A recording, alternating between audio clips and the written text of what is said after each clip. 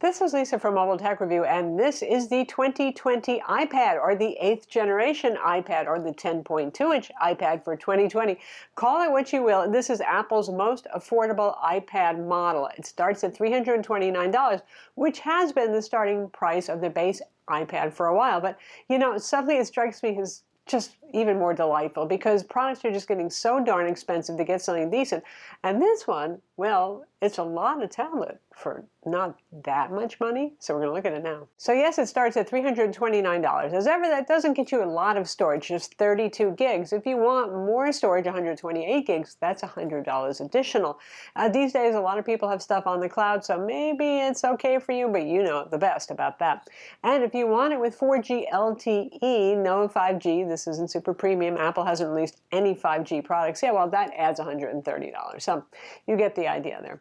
It's pretty much like the last generation, but it has a faster CPU inside. They went from the A10 to the A12 Bionic CPU. So that's the same processor that's in the latest gen iPad mini and was in the iPhone 10. And it's a very competent and pretty fast CPU here. Very fast given what the tablet costs. And, you know, no matter what game you play, anything that you do with it, it's going to seem responsive enough, to be honest. We have 3 gigs of RAM here, which is, for Apple, a base tablet, not too bad. So pretty similar specs to the iPad mini, if you get that. This is a 10.2-inch display, nominally Retina, and you can see the resolution on screen and the other specs as well. So that's plenty of resolution. It's a nice enough display. It's still not laminated glass, but the air gap isn't as obvious as it used to be a couple of generations ago, where it just looked a little murky. It's 500 nits of brightness. It doesn't seem it to me. Maybe because we have the gold model with the white bezels, but it's supposed to be 500 nits, and there's glare and all that sort of thing. It brings a lot of what the more expensive iPads had to the table as it all trickles down. So you've got support for the Apple Pencil 1. That's the first gen pencil, the one that you stuck in the iPad's butt, you know, the lightning connector to pair it and to charge the pencil. And that pencil is $99, not included. And it's also compatible with the smart keyboard cover, and that one's around $159. And that's a fabric-covered origami-style folding one. The keys don't feel bad on it, though. It's actually pretty nice. They move, they work. No trackpad on this, but so for those of you who are looking for something that does turn into something more productivity oriented, it's there, and it has that smart connector, which is nice. So no fiddling with Bluetooth or anything like that. It doesn't exist in a vacuum, of course. For those of you who are open to the idea of Android, there is the Samsung Galaxy Tab S6 Lite that we reviewed, which is priced similarly enough. And that one comes with an S Pen in the box. So take that, Apple.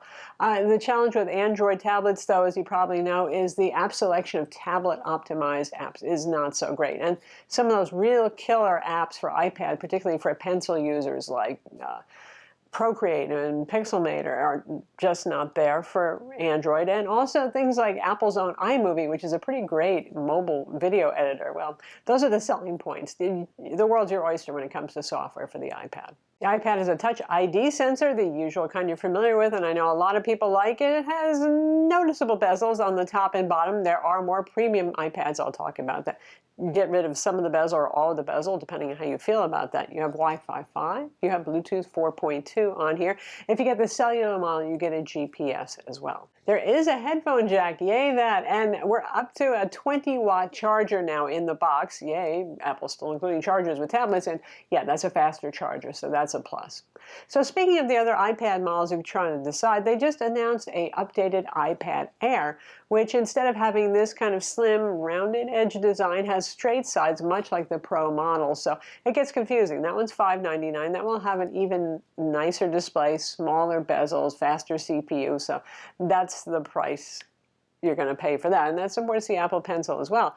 When you move up to the iPad Pro models, then you get things like 120 Hz Pro Motion, even faster Apple Pencil 2, level drawing support, less latency with the pen, which means it feels a little bit more fluid. But to be honest, despite the air gap on this, which means there's a little different distance between the pencil tip touching the glass and, you know, where your ink is going down, and despite the fact that it doesn't have a 120 Hz display, it's still enjoyable to draw on. I was surprised that I did notice, though, the difference, because it felt a little like my hand was ahead of where the line was going, but not enough to really ruin the experience. And the Apple Pencil, even Gen 1, is so glorious and so fluid and natural, not just for note-taking, but for doing artwork, that this is delightful if you're looking for entry-level art, a way to do that, drawing on the display without spending lots of crazy money on a Wacom Cintiq or a more expensive iPad Pro model. It's pretty cool that you can get this in that price. Obviously, it'll run the mobile version of MS Office, the included Apple Works suite, all that sort of thing. Productivity is great. Gaming is great on this.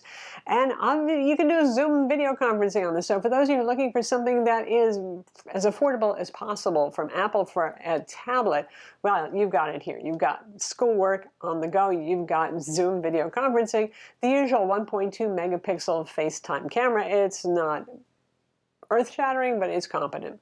Speaking of cameras, you still get an 8 megapixel f2.4 camera on the rear, which is pretty much like last generation. But you know, it's not bad, especially after reviewing the Microsoft Surface Duo with its 11 megapixel, not really very good camera.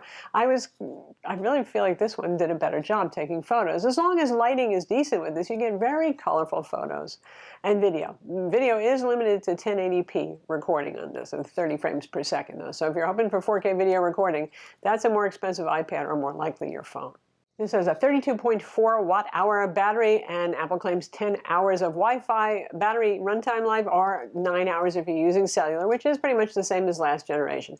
And their claims are fairly true, except this is a tablet, folks. So what if you are editing video? You know, that's going to reduce your battery runtimes. And what if you are playing a game?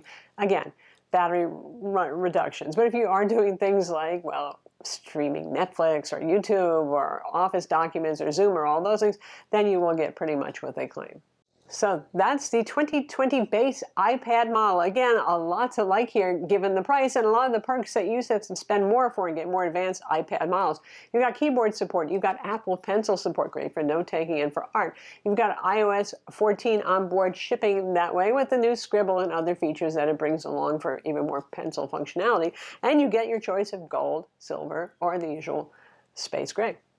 I'm Lisa from MobileTechReview. Be sure to subscribe to our YouTube channel for more cool tech videos and hit the notification bell so you know about them.